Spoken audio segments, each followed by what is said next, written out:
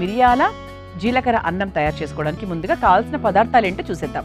మిరియాల జీలకర్ర అన్నం తయారు చేసుకోవడానికి కావాల్సిన పదార్థాలు: మిరియాలు 4 టేబుల్ స్పూన్లు, జీలకర్ర 4 టేబుల్ స్పూన్లు, నెయ్యి 2 టేబుల్ స్పూన్లు, ఆవాలు 1/2 టేబుల్ స్పూన్, జీడిపప్పు 1/2 కప్పు, మినపప్పు 2 టేబుల్ స్పూన్లు, కరివేపాకు కొద్దిగా, ఉడికించిన సామలు 1 కప్పు, ఉప్పు తగినంత. మిరియాల జీలకర్ర అన్నం తయారు చేసుకోవడానికి కావాల్సిన పదార్థాలన్నీ కూడా ఇక్కడ రెడీగా ఉన్నాయి. అయితే ఇప్పుడు ఈ మిరియాల జీలకర్ర అన్నం అంటే నేను అన్నం వాడట్లేదండి. మీ అందరికీ తెలుసు, అమృతంలో మనం వైట్ రైస్కి బదులుగా తమ్ముడు బియ్యం వాడుతూ ఉంటాము, సామలు, కుర్రలు ఇలా రకరకాలు వాడుతూ ఉంటాం.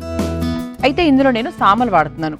సామలను నేను ఉడికించుకొని ఇలాంటి మరీ ముద్దగా అయితే అవ్వలేదు, కాకపోతే మరీ పొడి పొడిగా కూడా అవ్వదు. ఎందుకంటే సామలు మనకు బియ్యంలాగా అవ్వాలి అంటే అది సాధ్యం కాని పని. సామలను ఉడికించుకొని ముందుగానే రెడీగా పెట్టుకున్నాను. అయితే సామలు తినడం వల్ల ఎంత మంచి ఉపయోగం తెలుసా? ముఖ్యంగా ప్రెగ్నెన్సీ ప్లాన్ చేయాలనుకున్న వాళ్లకు, అంటే మనకు యూట్రస్ స్ట్రెంగ్తన్ చేయడానికి, తర్వాత అంటే ఆ ప్రెగ్నెన్సీకి కావాల్సినవన్నీ కూడా అందిస్తూ ఉంటుందన్నమాట. అలా మనకు సామలు ఏంటి అంటే ప్రెగ్నెన్సీ ప్లాన్ చేస్తున్న వాళ్లకు, స్త్రీలకు చాలా బాగా ఉపయోగపడుతుంది. అంతేకాకుండా బరువు తగ్గడానికి, ఇంకా అవన్నీ కూడా మీకు తెలిసినదే. సామలు అనేది కిడ్నీకి, లివర్కి, అలాగే మన నర్వస్ సిస్టమ్కి చాలా బాగా సహాయపడుతూ ఉంటాయి. అందుకేంటంటే సామలను మనకు సాధ్యమైనంత వరకు ఏ రైస్ ఐటమ్ చేసుకున్నా కూడా, అంటే పులావ్ తినాలనిపించింది అనుకోండి, కొంచెం మనకు టెంప్టేషన్ ఆపేసుకుంటే వైట్ రైస్కి బదులుగా సామలతో చేసుకోవచ్చు. కిచిడి తయారు చేసుకోవాలనుకోండి, ఎప్పుడు చేసుకునే అంటే బియ్యము, పెసరపప్పుకు బదులుగా పెసరపప్పు అలాగే సామలు ఉపయోగించి చేసుకోవచ్చు. అలా ఏంటంటే మన లైఫ్ స్టైల్ చేంజెస్ని మనమే చేసుకుంటూ ఉండాలి. అది సామలు. అలాగే ఈరోజు మనం మిరియాలు అలాగే జీలకర్ర అన్నం అన్నాం కాబట్టి, మిరియాలు ఊపిరితిత్తులకు సంబంధించిన ఎటువంటి ఇబ్బంది అయినా కూడా మనకు మిరియాలతో చాలా మంచి బెనిఫిట్ వస్తుంది. అలాగే టైప్ 2 డయాబెటీస్ వాళ్ళకు కూడా మిరియాలు చాలా బాగా ఉపయోగపడుతూ ఉంటుంది. అండ్ అంతేకాకుండా మనకు మిరియాల్లో కాల్షియం ఉంటుంది, మెగ్నీషియం, మ్యాంగనీస్, ఐరన్, పొటాషియము, ఇలాంటి మంచి విటమిన్స్ అండ్ మినరల్స్ అవన్నీ అధికంగా ఉంటాయి.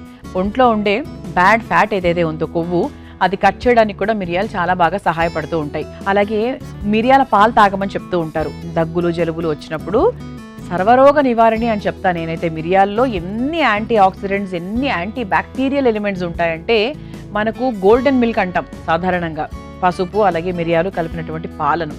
ఆ పాలను ఒక 2 పూటలు ఇవ్వండి మీ పిల్లలకు. దగ్గు, జలుబు చాలా వరకు తగ్గిపోతాయి. అండ్ అంతేకాకుండా ఇమ్యూనిటీ డెవలప్ అవుతుంది. ఏదో ఆ పూటకు తగ్గింది అయిపోయింది అన్నట్టుగా కాకుండా, తర్వాత రాకుండా ఉండడానికి కూడా శరీరాన్ని అలా కవచకుండలంలా కాపాడుతూ ఉంటుంది. అలా మనకి ఇమ్యూన్ సిస్టమ్ని పెంపొందించడానికి కూడా మిరియాలు చాలా బాగా సహాయపడతాయి. ఇక జీలకర్ర గురించి చెప్పాలి అంటే, జీలకర్ర కూడా మనకు బరువు తగ్గడానికి ఉపయోగపడుతుంది, డైజెషన్కి చాలా బాగుంటుంది. తర్వాత ముఖ్యంగా ఉబ్బరంగా ఉన్నప్పుడు, కడుపులో అజీర్తిగా ఉన్నప్పుడు అలా కొంచెం తీసుకొని జీలకర్ర వేసేసుకుంటే కూడా మనకి మంచి ఒక రిలీఫ్ ఉంటుంది. గ్యాస్, బ్లోటింగ్, ఇటువంటి ఇబ్బందుల నుంచి చాలా వరకు మనం బయటపడచ్చు అనమాట. జీలకర్ర చాలా బాగా సహాయపడుతుంది. వెయిట్ లాస్కి కూడా జీలకర్ర నీళ్లు తరచూ తీసుకుంటూ ఉన్నట్టయితే కూడా మనకి బెల్లీ ఫ్యాట్ అంటారు కదా, ఈ పొట్ట దగ్గర పేరుకుపోయిన కొవ్వు తగ్గడం చాలా కష్టమైన విషయం. సో అలాంటి ఫ్యాట్ కూడా చాలా వరకు తగ్గుతుందనమాట. ఇలా ఇన్ని బెనిఫిట్స్ ఉన్నాయి. ఈరోజు సామల్లో బెనిఫిట్స్ ఉన్నాయి, మిరియాల్లో బెనిఫిట్స్ ఉన్నాయి, జీలకర్ర, ఇలా ఇన్ని రకాలు ఉన్నాయి. కాబట్టి ఇక మొదలు పెట్టేద్దాము. ముందుగా స్టవ్ వెలిగించుకుందాం.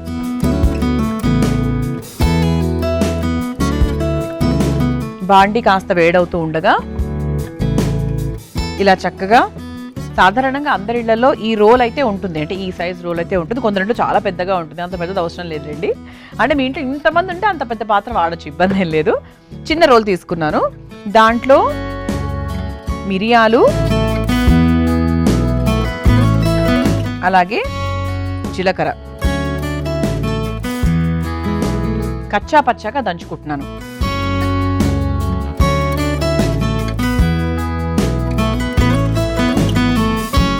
చూసారా, ఇలా చక్కగా 80% వరకు దంచేసాను మిరియాలు అలాగే జీలకర్ర. అయితే ఇది కొంచెం పక్కన పెట్టేసుకుందాము. బాండి వేడైపోయింది కాబట్టి కాస్త నెయ్యి వేసుకుందాం. ఇది నెయ్యితో చేస్తే బాగుంటుందండి, ఎందుకంటే మిరియాలు వాడుతున్నాం కాబట్టి కొంచెం ఆ ఘాటు తగ్గించాలి అంటే కాస్త నెయ్యి వేసుకోవాలి.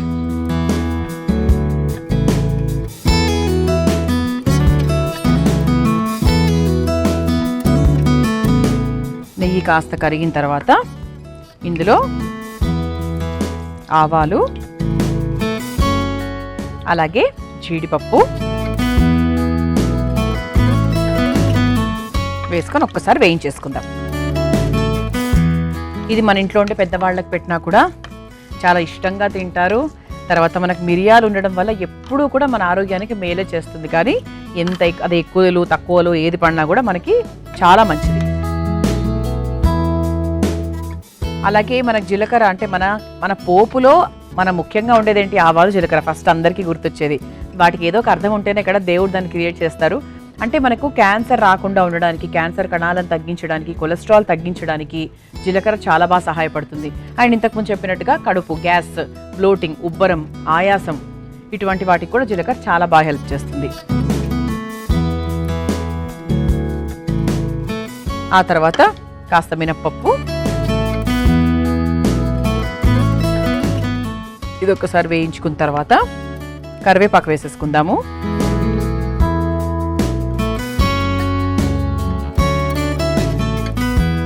అంటే మీరు పొడిగా జీలకర్ర పొడి వేసుకునే దానికన్నా కూడా ఇలా నూరుకొని వేసుకుంటే వచ్చే ఆ రుచి వేరు. అలాగే మిరియాలు కూడా పూర్తిగా పొడి వేసేస్తే అది ఒక రకంగా ఉంటుంది. అంటే పర్వాలేదు, మిరియాల వరకు మనం పొడిగా వేయచ్చు. కాకపోతే జీలకర్ర మటుకు మరీ పొడిగా కాకుండా కాస్త ఒక 80% వరకు మనము దంచుకుంటే సరిపోతుంది. మినపప్పు కూడా వేగిపోయింది కాబట్టి ఇప్పుడు మనము దంచి పెట్టుకున్నటువంటి మిరియాలు, జీలకర్ర వేసేసుకుందాం. ఇది కూడా ఒక్కసారి వేయించేసుకుందాం. ఆహా ఆహా ముక్కు ఇట్లా ఘాటుగా భలే వస్తుంది. ఇక దీన్ని ఎక్కువగా వేయించాల్సిన అవసరం లేదు. మనం ముందుగా ఉడికించుకొని పెట్టుకున్న సామలు ఏవైతే ఉన్నాయో వాటిని వేసేసుకుందాం.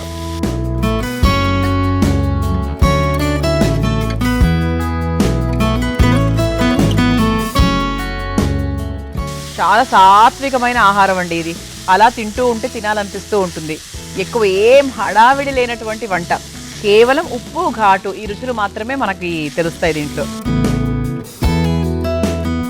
అంటే మనకి ఉప్పు పొంగల్ తయారు చేసుకుంటాం కదా, తిరుపతి ప్రసాదంలో ఉప్పు పొంగల్ ఇస్తూ ఉంటారు. అందులో ఎలా ఉంటుంది? కేవలం ఘాటు, ఉప్పు అంతే. అదే విధంగా అనమాట. సో దీన్ని మీరు ఇంకొంచెం కిచిడీ లాగా చేసుకోవాలి అంటే కూడా సామలు, పెసరపప్పు అలా కలుపుకొని కూడా చేసుకోవచ్చు. ఇందులో మీరు కొబ్బరి కూడా వేసుకోవచ్చు.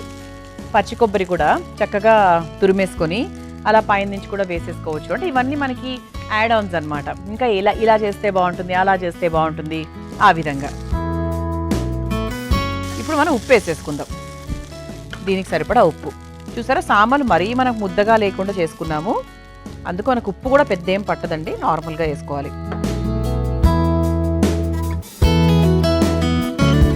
ఇది ఉప్పు వేసేసాం కాబట్టి ఇది ఒక 2 నిమిషాలు చక్కగా దగ్గర పడితే మనకు ఆ మిరియాలు, ఉప్పు అవన్నీ కూడా బాగా కలుస్తాయి. చివరిగా కాస్త నెయ్యి వేసేసుకోవచ్చు.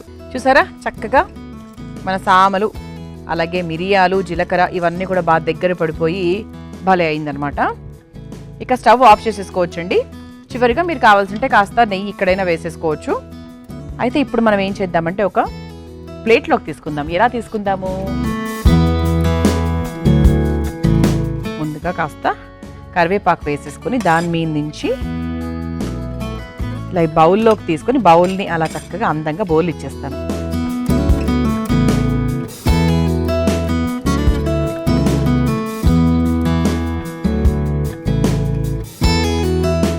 ఇలా చక్కగా బౌల్లో వేసేసుకొని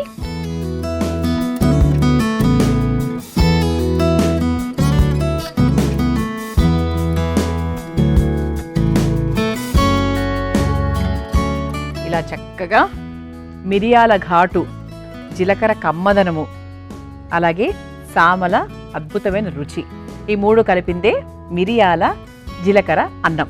మీరు తయారు చేసుకోవాలనుకుంటే కావాల్సిన పదార్థాలు, తయారు చేసుకునే విధానం మరొకసారి చూసేయండి. మిరియాల జీలకర్ర అన్నం తయారు చేసుకోవడానికి కావాల్సిన పదార్థాలు: మిరియాలు 4 టేబుల్ స్పూన్లు, జీలకర్ర 4 టేబుల్ స్పూన్లు, నెయ్యి 2 టేబుల్ స్పూన్లు, ఆవాలు 1/2 టేబుల్ స్పూన్, జీడిపప్పు 1/2 కప్పు, మినపప్పు 2 టేబుల్ స్పూన్లు, కరివేపాకు కొద్దిగా, ఉడికించిన సామలు 1 కప్పు, ఉప్పు తగినంత. మిరియాల జీలకర్ర అన్నం తయారు చేసుకునే విధానం: ముందుగా ఒక చిన్న రోటీలో మిరియాలు, దానికి సరిపడా జీలకర్ర కూడా వేసి మెత్తగా పొడి చేసుకోవాలి.